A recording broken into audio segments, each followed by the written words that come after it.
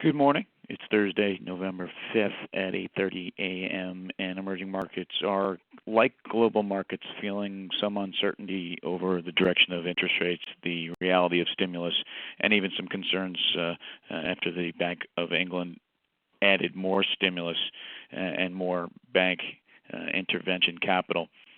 That things might be a little bit worse than the financials than people had thought. But looking at overall pricing, Asia had a tough night with the Nikkei down 130 basis points, but China bucked the trend up 85 yet again, up about 6% this month, and clearly outperforming all other markets.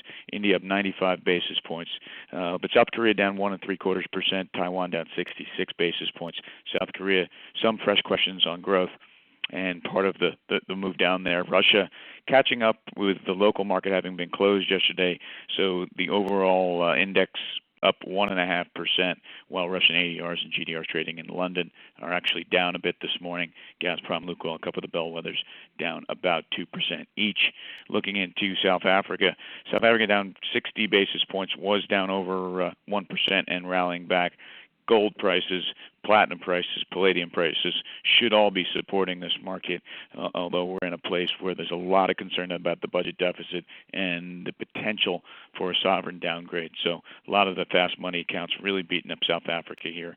And looking to Brazil, we had a good response yesterday after the Fed, like all markets, though Brazil ended up on the downside. Some earnings out this morning, GGB, great EBITDA and bottom line performance, joining some of the other steels and Vale and even a couple of the telcos. It's been a very good week, a very good earnings season for Brazil. So watching that market to see if we rebound. S&P's up about 1.5 points at this point, and looking to see where some of the data continues to support the overall macro story in the States, which has been very positive, and despite a funky tape close off of the Fed announcement of yesterday, expecting markets to move a little higher here in the States.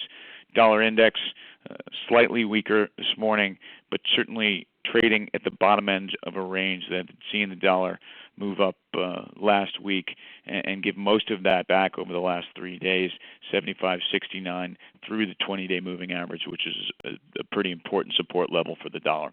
So overall cautious tone, watching the U.S. Open here and expecting a little bit of a rebound, but some uncertainty ahead.